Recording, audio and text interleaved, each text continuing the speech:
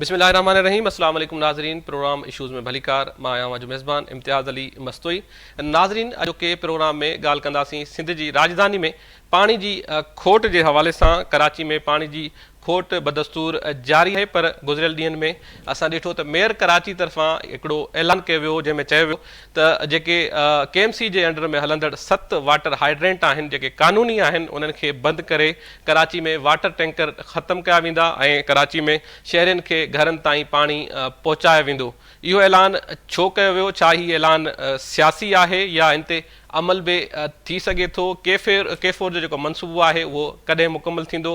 रोलडे जो शिकार उहो छो थियो आहे? उन सां गॾोगॾु केफोर सां जेको गॾियल हिकिड़ो मनसूबो आहे जेको उनखां बि वधीक इम्पोर्टेंट आहे कराची जे शहरनि लाइ, उहो आहे Karachi water and sewerage services improvement project, जंहिं ते अञा ताईं किथे कमु थींदे नज़र न पियो अचे। हीउ जेको मनसूबो आहे इहो वर्ल्ड बैंक ऐं एशियन बैंक जी जेके तावन सां इनखे मुकमल थियणो आहे ऐं हिन मनसूबे तहत ई कराची में सेवरेज जेको मिठो पाणी आहे उनखे पहुचाइणो आहे शहरनि ताईं, ऐं सेवरेज जो जेको निज़ाम आहे उनखे बहितर करणो आहे, ऐं जेको वाटर बोर्ड जो जेको निज़ाम आहे उनखे बि बहितर करणो आहे। उहो मनसूबो कॾहिं शुरू थींदो ऐं कॾहिं ख़तमु थींदो? कॾहिं कराची जा जेके शहरी आहिनि उहे साफ़ पाणी जेको आहे उन्हनि खे घरनि ताईं मिली सघंदो? इन समूरे मामले ते ॻाल्हि ॿोल कंदासीं। असां सां गॾु स्टूडियो में असांजा सीनियर रिपोर्टर आहिनि मेहदी बलोच साहब, उन्हनि असांखे स्टूडियो में जॉइन कयो आहे, वॾी महिरबानी मेहदी बलोच साहब। उन सां गॾोगॾु असां कोशिशि कंदासीं त KMC जो जेको मौक़िफ़ आहे उहो अची सघे त सलमान अब्दुल्ला मुराद साहब सां असांजी ॻाल्हि ॿोल थियल आहे, उहे असांखे जॉइन कंदा। उन सां गॾोगॾु जमात इस्लामी जा MP आहिनि मोहम्मद फारूक साहब, उहे असांखे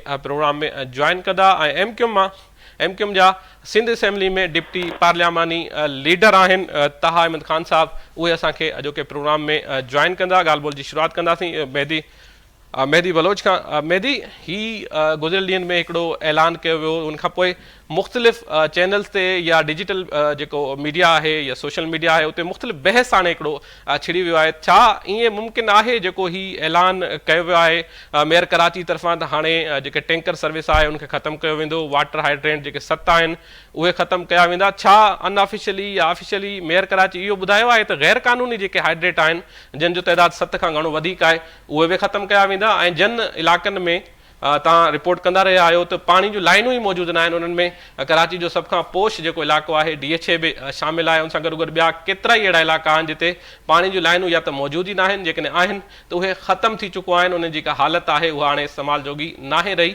त पोइ हीउ जेका ऐलान आहे इन ते अमल कीअं थी सघंदो? महिरबानी इम्तियाज़ भाउ, मसइलो इहो आहे त चवंदा आहिनि हिकिड़ी चवणी आहे त ॼाओ न आहे नानी मुआन रे। हिते मसइलो उहो आहे त जेकॾहिं ॾिसो कराची खे टोटल जेको पाणी हिन महिल अचे थो उहो आहे 650 मिलियन गैलन पाणी, ऐं कराची जी एग्ज़ैक्ट जेकी ज़रूरत आहे उहा आहे 1300 million gallon per day. MGD जेको पाणी आहे 1300। हाणे मज़े जी ॻाल्हि हिते इहा आहे त जेसि ताईं पहिरियां कराची पाणी मुहैया करण जे लाइ जेको मथां पाणी ईंदो कराची जी आउटसाइड एरियाज़ ते, उहो केफोर मनसूबे खे उन्हनि जो पूरो करिणो आहे। उन में 260 मिलियन गैलन पाणी पहिरियां पहुचंदो, 250 में 260 गैलन उहो, ऐं 650 जॾहिं ईंदो तॾहिं बि उहा ज़रूरत अञा ताईं पूरी न थींदी। उन खां पोइ फेज़ 2 आहे केफोर मनसूबे जो, जॾहिं उहो बि कंप्लीट थींदो उन जो जेको टेन्योर ॿुधायो पियो वञे उहो 2029-30 खां बि मुमकिन आहे त उहो मथे टपी वञे, छो त उनखे ॾिसे थो वफ़ाक़ी इदारो वापडा।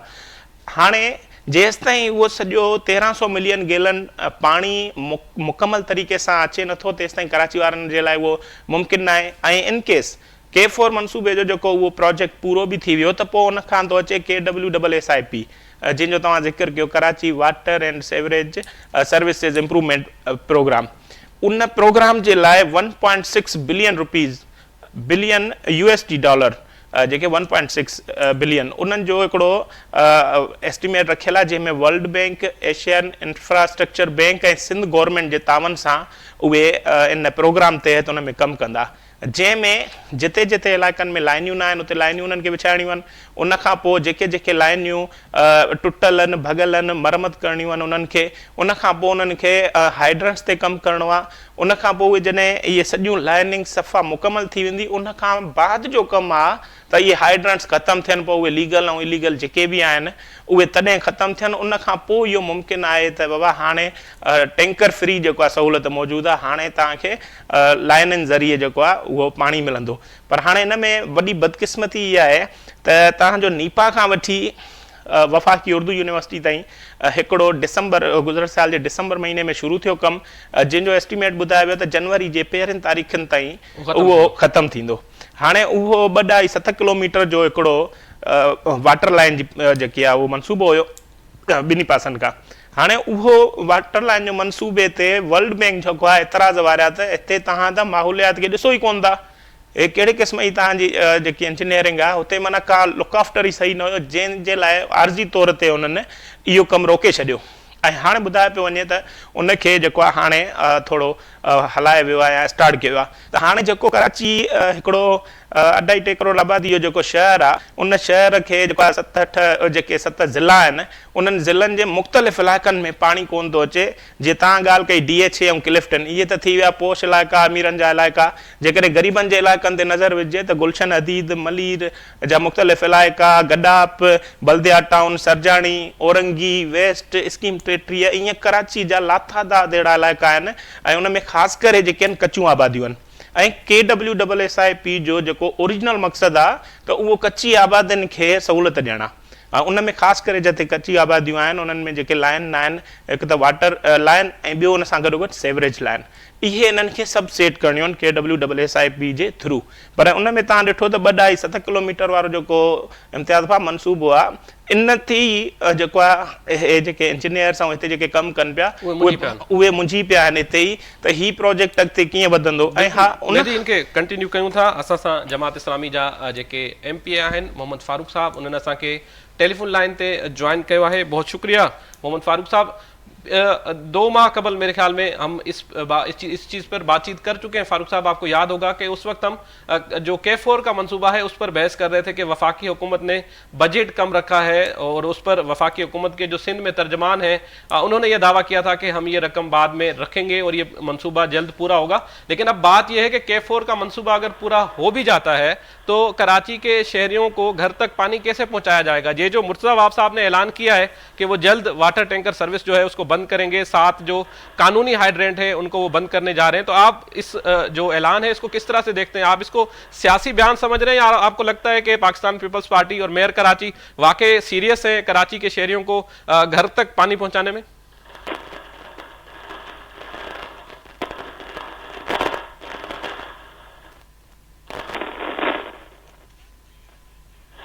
फारूक साहब, आप अगर मुझे सुन पा रहे हैं तो मैं अपना सवाल जो है उसको रिपीट करता हूं। मुर्तज़ा वाब साहब की जो स्टेटमेंट है वाटर टैंकर्स और वाटर हाइड्रेंट्स को बंद करने की, तो आप इसको सियासी बयान समझते हैं या आपको लगता है कि ये जो मंसूबा है वर्ल्ड बैंक की तावन से जिसको शुरू होकर मुकम्मल होना है उस पर काम शुरू हो गया है और पाकिस्तान पीपल्स पार्टी और मेयर कराची इस मंसूबे पर बहुत ज़्यादा सीरियस हैं और जल्द इसको मुकम्मल कर लेंगे? आप इसको कैसे देखते हैं? बिस्मिल्लाहिर्रहमानिर्रहीम, बहुत शुक्रिया। नहीं, आप कह रहे हैं कि सीरियस हैं, काश के ये सीरियस होते कराची के किसी भी मसले के ऊपर। मैं सिर्फ पानी की बात नहीं कर रहा, पानी लेकिन बहरहाल एक बहुत अहम इशू है और बहुत बुनियादी ज़रूरत है और इसमें मैं समझता हूँ कि ये बस बयान बराए बयान है खाली, क्योंकि ये बयानात इस तरह के इससे पहले भी आते रहे कि हम जो है वो ये वाला मंसूबा इस तारीख को पूरा कर देंगे, ये वाला जैसे मलीर एक्सप्रेस वे है जिसको शाहरा भुट्टो का नाम दिया है, वो ये कहते हैं कि बहुत जल्द मुकम्मल हो जाएगा। इसी तरह ये BRT जो है वो जो रेड लाइन है उस पर डेट दिए जाते हैं। इसी तरह ये जो है वो वाटर हाइड्रेंट के ऊपर भी इन्होंने इनका बयान ही है खाली। जब ये बयान आया था और मैंने तो उसी वक्त कहा था कि ये खाली बयान दे देते हैं और उसके बाद नहीं सोचते कि उसकी साइड इफ़ेक्ट उसके जो है आफ्टर शॉक्स क्या होंगे। देखें, इस सूबे के अंदर जो वज़ीर बल्दियात हैं हमारे, उनके घर के ऊपर भी जो है ना पानी लाइनों के ज़रिए से नहीं आता, वाटर हाइड्रेंट के ज़रिए आता है। इस सूबे के ऊपर 18 साल से पीपल्स पार्टी की हुकूमत है और इसके चेयरमैन बिलावल हाउस पर भी जो है पानी वहाँ लाइनें मौजूद नहीं है और पानी जो है वो वाटर हाइड्रेंट के ज़रिए से आता है। अब ये कह रहे हैं कि वाटर हाइड्रेंट बंद करेंगे, जबकि इस वाटर हाइड्रेंट के ज़रिए जो टैंकर पूरे कराची शहर के अंदर पानी बेचते हैं वो वही पानी है जो लाइनों में आना होता है और ये पानी बेचते हैं और इसके पीछे पूरा टैंकर माफिया है और इसकी सरपरस्ती जो है वो हमारी सूबाई हुकूमत ही कर रही है। और बड़ी माजरत के साथ हमारे ना तो मेयर साहब इसके चेयरमैन हैं, उनको पता है कि कितने पानी की ज़रूरत है और किस तरह से पूरी होनी है। K4 मंसूबा ये तारीख पे तारीख दिए जा रहे हैं।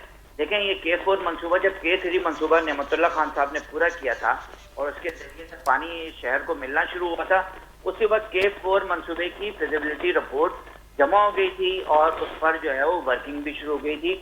और आज 2004 के बाद 2026 आ गया है, लेकिन K4 मंसूबा नामुकम्मल है। फिर इन्होंने ज्यादती ये की कि कराची के सबसे बड़े पानी के मंसूबे को K4 को इन्होंने 2 हिस्सों में तकसीम कर दिया। एक हिस्सा इन्होंने वो कहा कि पानी हॉलीजी से जो है वो लेके आया जाएगा और एक जगह तक आ जाएगा केबी फीडर के से और उसके बाद जो सेकंड इसका फेज है वो है ऑगमेंटेशन प्लान, यानी शहर के अंदर लाइनों के जरिए से जो पानी आना है वो उसको सेकंड फेज कह दिया इन्होंने। ये ज्यादती की। एक तो K4 के मंसूबे को पहले ही डिले किया। अच्छा, अब K4 का ऑगमेंटेशन प्लान जिसको सूबाई हुकूमत ने पूरा करना था, उस पर काम ही शुरू नहीं हो सका। अभी काम शुरू हुआ है और वो काम भी मैंने सुना है कि रुक गया है। जो उर्दू साइंस और यूनिवर्सिटी रोड के ऊपर ये काम हो रहा है, जिस पे क्योंकि वहाँ PRT की पहले ही लाइन खुदी हुई है। अब इन्होंने उस काम को कराया नहीं है, जबकि उस काम को कराना सूबाई हुकूमत का काम था और ये साथ साथ हो सकता था। अब ये तारीख पे तारीख 2028 की देते हैं, कभी 2027 की देते हैं, कभी 2025 की दी थी इन्होंने। ये मैं समझता हूँ कि इनकी संजीदगी बिल्कुल भी संजीदा नहीं है। ये इनकॉम्पिटेंट हैं, ये इस काबिल नहीं है कि जो है वो इस मंसूबे को मुकम्मल कर सकें। ये बहुत जल्दबाजी में इन्होंने बयान दिया है और इसके पीछे क्या है? इसके पीछे वही 1.6 बिलियन डॉलर है जिसको ये हासिल करना चाहते हैं मुकम्मल, क्योंकि वर्ल्ड बैंक और एशियन डेवलपमेंट बैंक ने इनको मना किया है कि अगर आप लाइनों में पानी नहीं देंगे तो आपको ये पैसे पूरे नहीं मिल सकते। आप इसके जरिए से लाइनिंग नहीं करवा रहे, आप इसके जरिए से K4 मंसूबे को मुकम्मल नहीं कर रहे। जब लाइन ही नहीं डाली, एक MPS की जो है ADP बहुत सारी मैंने भी जमा कराई है, लेकिन वाटर के ऊपर कहीं कोई अनसुबा ये जो है वो देने को राजी नहीं है, कोई डेवलपमेंट प्रोग्राम देने को राजी नहीं है। तो ये मैं समझता हूँ कि सुन हुकूमत की जो है वो नाअहली है और ये मैं समझता हूँ कि इस काम को ये कर ही नहीं सकते। K4 मंसूबा ये मुकम्मल नहीं कर सकते। इस शहर को आखिरी जो पानी मिला है K3 के जरिए से और नेमतुल्लाह खान के जरिए से मिला है। अब केनाल अभी मिली है, ठीक है, 100 MGD पानी आ रहा है, लेकिन 1200 MGD से 1300 MGD इस शहर की जरूरत है। 650 MGD भी कराची को पूरा नहीं मिलता। ये 15-15 दिन मुख्तलिफ सफाई के नाम पर मुख्तलिफ जगहों पर जो है वो कहते हैं कि ये कोई वर्किंग चल रही है हमारी, फिर लोड शेडिंग कह रहे हैं, कभी के इलेक्ट्रिक के ऊपर डाल देते हैं। इसके जरिए से पानी यहाँ का रोका जाता है और वो पानी टैंकर मांग, ये वाहिद शहर है इस सूबे मुल्क का जिसके अंदर पानी जो है वो टैंकर के जरिए से लोगों को घरों तक पहुँचता है।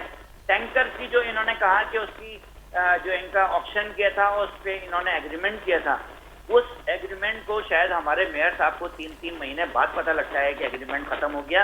ये एग्रीमेंट सितंबर में खत्म हो गया था, सितंबर में उस एग्रीमेंट की एक्सपायरी थी, लेकिन इनको 4 महीने बाद ख्याल आ रहा है। अक्टूबर गुजर गया, नवंबर, दिसंबर, जनवरी चल रहा है, इनको उसके बाद ख्याल आ रही है कोई एग्रीमेंट था। तो इस एग्रीमेंट की कॉपियां तो इनके पास होनी चाहिए थी। ये चेयरमैन है। अब ये हाइड्रेंट कैसे चल रहे हैं जब एग्रीमेंट खत्म हो गया है? या तो इसको Karachi water and sewage corporation इसको टेक ओवर कर ले, टेक ओवर नहीं किया है।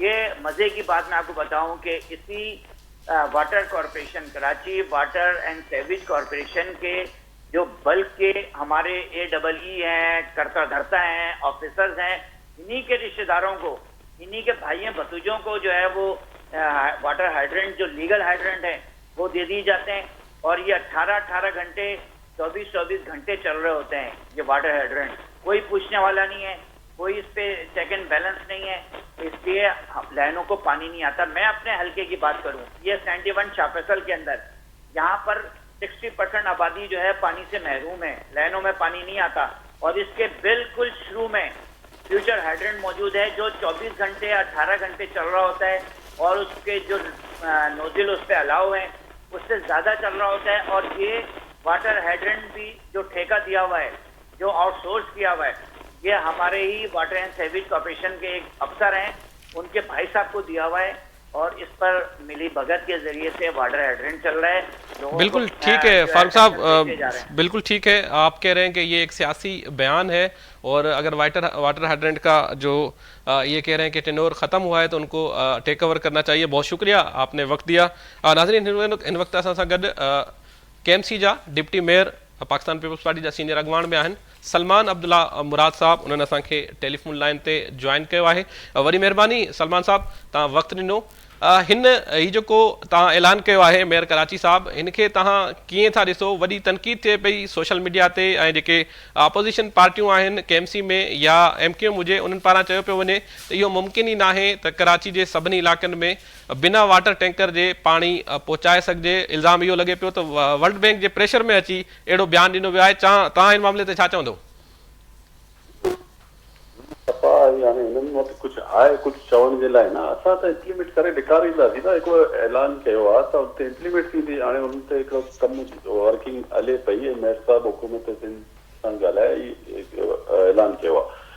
7 सरकारी आइडेंट मौजूदु आहिनि कराची में। इन तमामु आइडेंट खे बदिली ख़तमु करण जो फ़ैसिलो सिंध गवर्नमेंट ऐं वाटर कॉर्पोरेशन मिली करे 23 जनवरी ते हिकिड़ी मीटिंग आहे, उनमें डिसाइड कंदा कि ई त न आहे त उनमें को मैकेनिज़म तयारु करनि पिया, को स्टेजी ठाही आहे न। हाणे आउं इंजीनियर कोन्हे, न कि असांजो भाउ इंजीनियर आहे या टेक्नीशियन आहे। ज़ाहिर आहे को अहिड़ी कमिटी ठहियल आहे जंहिंजे मुताबिक़ कमु करे रहिया आहिनि। इन ते इम्प्लीमेंट थी। चेयरमैन बिलावल भुट्टो ज़रदारी साहब जॾहिं इलेक्शन कैंपेन में हो तो उन प्रायोरिटी पानी के ॾिनो आहे। हाणे गवर्नमेंट असांजी इलेक्शन खां बाद गवर्नमेंट अची तई त उन्हनि असांखे बि इंस्ट्रक्शन ॾिनो फर्स्ट प्रायोरिटी पाणी खे फोकस कयो, ऐं इन ते इम्प्लीमेंट थी रहियो आहे। हाणे असांजे दोस्तनि अपोजिशन खे अलाए छा एतिरा को उन्हनि खे को गिरे त अची ॻाल्हाइनि न, को पंहिंजा सल्यूशन ॿुधाइनि, छा थींदो, पंहिंजा इनपुट ॾियनि। ही न कि तनक़ीद कयूं। को अगरि हिकिड़ो सुठो अमल थी वञे, हाणे टैंकर हलनि पिया, टैंकर हलनि पिया, हाणे टैंकर बंदि कया आहियूं, बंदि जो ऐलान कयो आहे हुकूमत। हाणे हीअ चयो त टैंकर छो बंदि कया आहिनि? हिकिड़ी ॻाल्हि ते त पंहिंजी बीहनि न। इन शहर खे ऑन करण जी ज़रूरत आहे, सियासी बयानबाज़ी न आहे। हाणे 2026 तव्हांखे इन साल इन कराची शहर में मुख़्तलिफ़ प्रोजेक्ट कंप्लीट थींदा ऐं तमामु इशूज़ ते जेके बि इशूज़ आहिनि तव्हां ॾिठो, अंदर बाईपास तयारु आहिनि, कुरुंगी काज़वे कंप्लीट थी वियो। हाणे उहो बि चंद ॾींहंनि में हिस्सेदार थींदो शहरियुनि जे लाइ।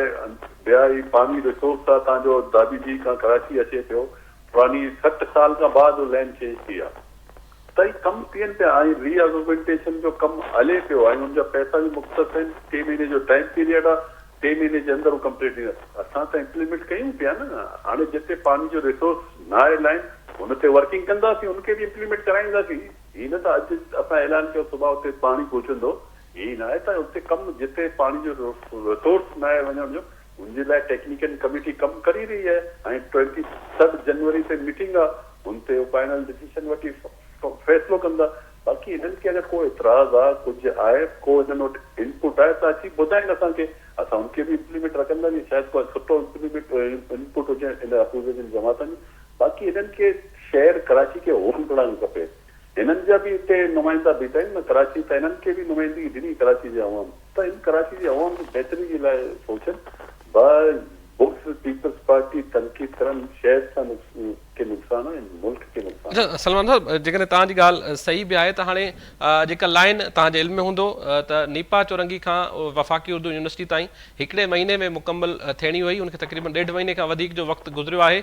उन हिन नंढड़े कम ते नंढड़ो हिकिड़ो पीस हुयो जंहिंखे सही करणो, हुन ते बि ॿुधाए पियो वञे त वर्ल्ड बैंक को एतिराज़ कयो आहे, उते माहौलियात खे नज़रअंदाज़ कयो वियो। त जेकॾहिं इहे शयूं एतिराज़ ईंदा त पोइ ड्रिगो थींदो? न न, अहिड़ी का ॻाल्हि न आहे। उते को टेक्निकल इशू आहे, ॿिया कुझु के इलेक्ट्रिक जा कुझु पॉज हुआ, हुनजे करे थोरो रुकिजी वियो, कमु दुबारा शुरू आहे। हाणे असांजे भाउ खे ख़बर ई कोन्हे कमु छा जे लाइ रुकियो आहे। वर्ल्ड बैंक ऐं माहौलियात जो उते छा वञे, उहो लाइन त चेंज करे ऐं रीएग्मेंटेशन जो कमु सिंध गवर्नमेंट करे पियो, K4 जो हिसो आहे न।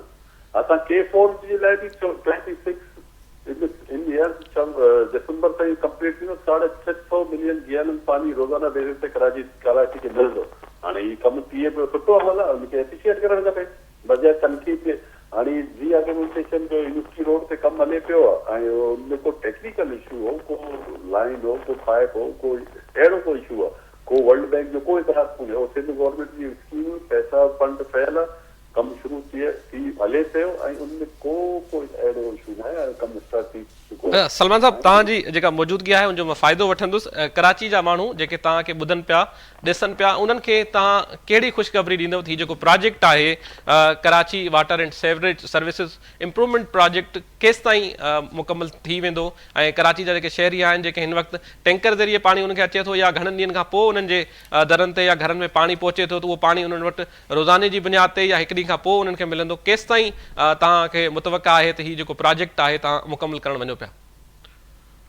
मां तव्हांखे चयो त कम्यूनिटी वाटर कॉर्पोरेशन इन ते वर्किंग कई आहे, कम्यूनिटी ॿिया बि कुझु कंसल्टेंट आहिनि, उन्हनि सां मिली करे वर्किंग हली पई आहे। 23 जनवरी ते मीटिंग आहे, उन ते फाइनल शेप डी अवाम में साम्हूं रखूं था। ऐं कराची जी अवाम जे लाइ ख़ुशख़बरी आहे, हीउ मसइलो एतिरो पुराणो मसइलो, पेचीदो मसइलो ऐं उनखे पाकिस्तान पीपल्स पार्टी चेयरमैन बिलावल भुट्टो ज़रदारी जी क़यादत में सिंध हुकूमत करे रही आहे। त हिननि खे एप्रिशिएट करणु खपे न, केर बि न कराए सघे, हिकिड़ो अमल सुठो आहे, उनखे एप्रिशिएट करणु खपे। कराची असां सभिनी जी आहे, जेतिरी असांजी आहे ॿियनि जी बि आहे, जेके असांखे एतिरो इन मनसिब ते विहारियो आहे। त असांजी कोशिशि आहे असां पंहिंजे टेनवर में जेके इशूज़ आहिनि कराची जा उहो सॉर्ट आउट कराए सघूं, कराची के इमेज खे बिल्डअप कयूं।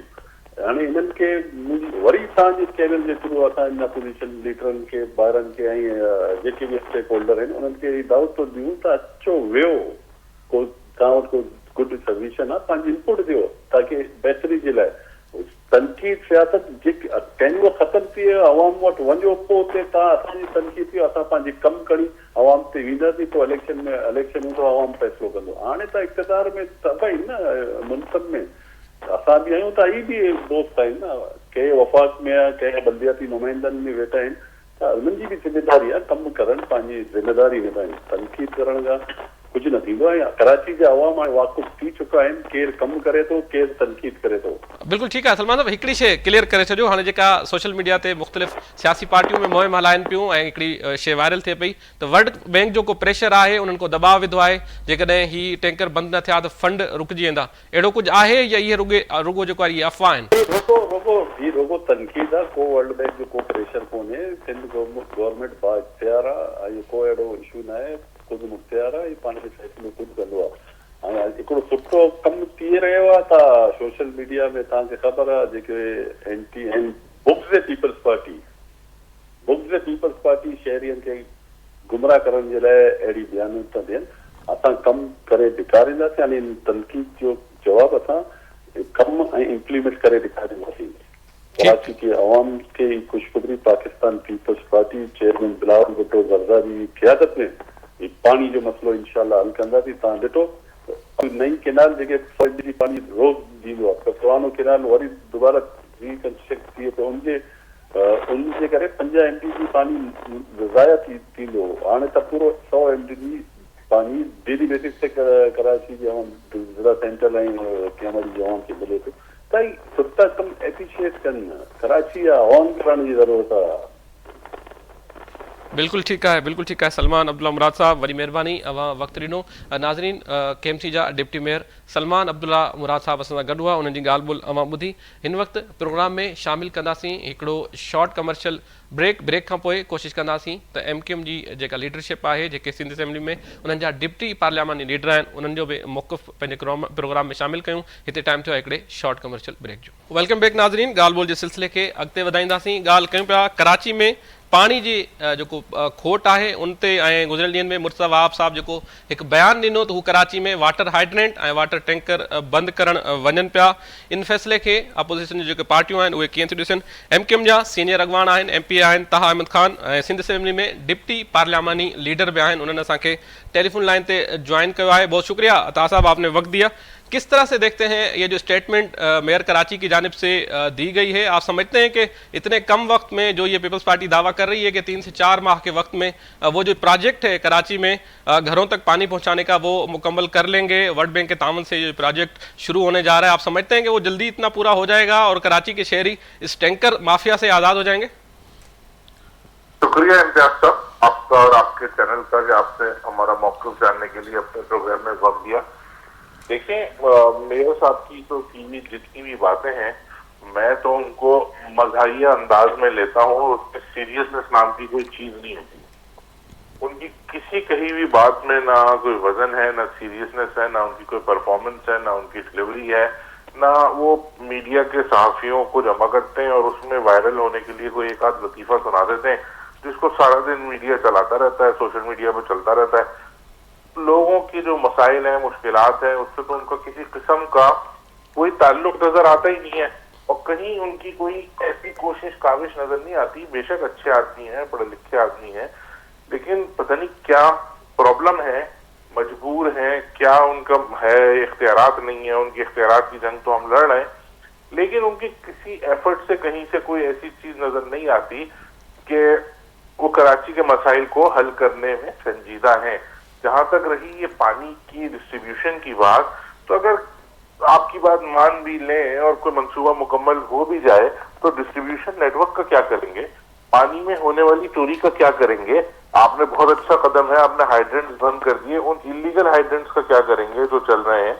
और अगर टैंकर नहीं होगा तो लोगों के घरों तक पानी कैसे पहुंचेगा, जो लोग साल से उसका कोई प्लान नहीं है। तो ये सिर्फ एक वायरल होने के लिए स्टंट किया है। और अगर वर्ल्ड बैंक से जितना पैसा वाटर बोर्ड में आया है और जो उसकी भी एक रिपोर्ट, एक ऑडिट रिपोर्ट असेंबली को दें, आवाम को दें और पता चले कि कितना पैसा खर्च हुआ है, कहाँ लगा है, उससे क्या प्रोजेक्ट्स हुए हैं, उससे क्या सहूलत मिली है। क्योंकि लग ये रहा है कि जो जो पैसा आ रहा है वो मुश्किलात कम होने के बजाय मुश्किलात बढ़ती जा रही हैं। ये एक अजीब सूरत हाल है। अच्छा, ये सिर्फ पानी का मसला नहीं है। इस शहर कराची में आप जितनी चीजें उठा लें, जितने डिपार्टमेंट्स काम कर रहे हैं, बल्कि कराची से बढ़ा के अगर हम बात करें, कराची से कश्मीर तक, तो कोई एक महकमा ऐसा नहीं है जिसकी कारकर्दगी तसल्ली बख्श हो। कोई एक प्रोजेक्ट, कोई एक गली, कोई एक मोहल्ला, कोई एक मॉडल यूसी, कोई ऐसा नहीं है जिसको दिखा के पीपुल्स पार्टी अपनी 17 साल की कारकर्दगी दिखा सके और बता सके कि भाई ये हमारी कारकर्दगी है, हम दोबारा इख्तियार में आए तो हम ये करके दिखाएंगे। वो जितनी बातें करते हैं वो फ्यूचर टेंस में करते हैं और ऐसा लगता है कि ऐसी जमात बात कर रही है कि जिसने कभी आज तक इलेक्शन नहीं जीता और वो बताना चाहते हैं कि हम अगर इख्तियार में आए तो हम ये करके दिखाएंगे। वो भाई अब 17 साल से इख्तियार में बैठे हैं, कुत्ते के काटने की वैक्सीन नहीं है, दुनिया चांद पर जा रही है, हमारे यहाँ बच्चे गटर के ढकने ना होने से मर रहे हैं और पुलिस का निजाम आपके सामने है, लॉ एंड ऑर्डर का निजाम आपके सामने है, स्नैचिंग, किडनैपिंग, अगवा बराए तावान, ये डंपर माफिया जिस तरह से चल रहा है, वाटर माफिया जिस तरह से चल रहा है, तो हुकूमत नाम की तो चीज नजर नहीं आती। पूरा शहर जो है वो माफिया पे छोड़ा हुआ है।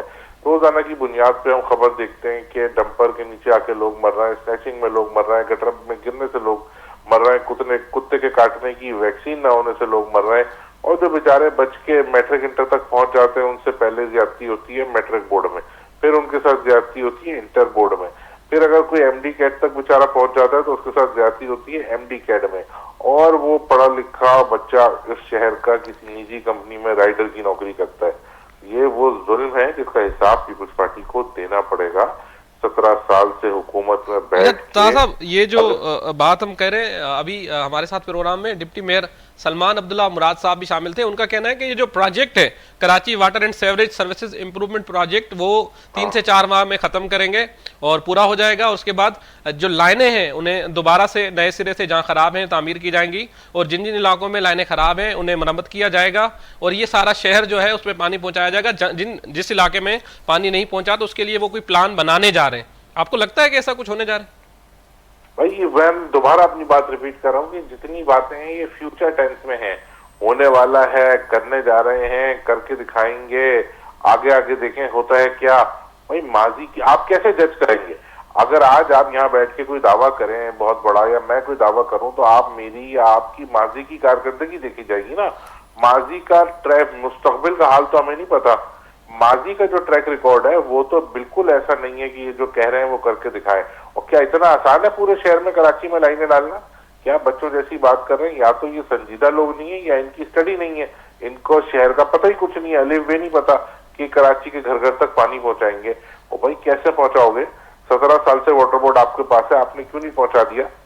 आपने कौन सा एक मॉडल बनाओ ना, पहले एक मॉडल पायलट प्रोजेक्ट करो, एक टाउन में करके दिखाओ कि इस टाउन के हर घर में पानी पहुंचाएंगे। ये सब बेवकूफाना बातें, इसका संजीदगी से कोई ताल्लुक नहीं है। इनको चाहिए कि अगर कुछ करना चाहते हैं तो इस शहर के स्टेक होल्डर्स को लेके बैठे। इस शहर में रहने वाले, बसने वाले बताएंगे कि पानी की डिस्ट्रीब्यूशन कैसे होगी, कहाँ से होगी। और प्रोजेक्ट खत्म भी कर लिया आपने तो डिस्ट्रीब्यूशन को कैसे सही करेंगे, पानी की चोरी को कैसे रोकेंगे? ये तो सिर्फ स्टंट है, और ये इसमें कोई सीरियसनेस, कोई किसी किस्म की हकीकत, कोई संजीदगी नजर नहीं आती। बल्कि हम असेंबली में भी इस बात पे आवाज उठाएंगे कि ये जो वर्ल्ड बैंक का पैसा आया है, बताएं अब तक कितना पैसा खर्च हुआ है, कितना पैसा कहाँ लगा है, कितनी जो है वो इन्होंने उसको लगा, कितना रिलीफ मिला है कराची वालों को इतना पैसा खर्च होने के बाद भी।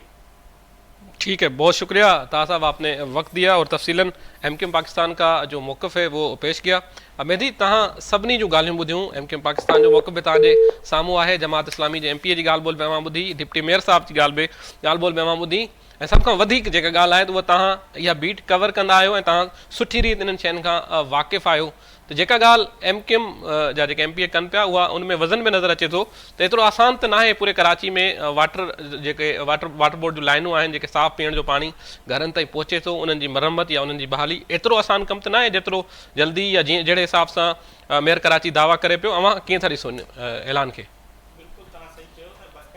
हिन ते हिकिड़ो स्टडी जी ज़रूरत आहे, उन खां हिकिड़ो प्रैक्टिकल जेको कमु हूंदो आहे उहो नज़र ईंदो आहे। हाणे ॾिसो, जेको 2.5-7 किलोमीटर जो हिकिड़ो नंढड़ो पीस आहे यूनिवर्सिटी रोड जो, जेकॾहिं उहो मुकमल नथो थी सघे पंहिंजे मुक़ररु वक़्त ते, त तव्हां अंदाज़ो लॻायो धाबे जी खां वेझो त गुलशन नदीद आहे, गुलशन नदीद में पाणी जी किलत आहे।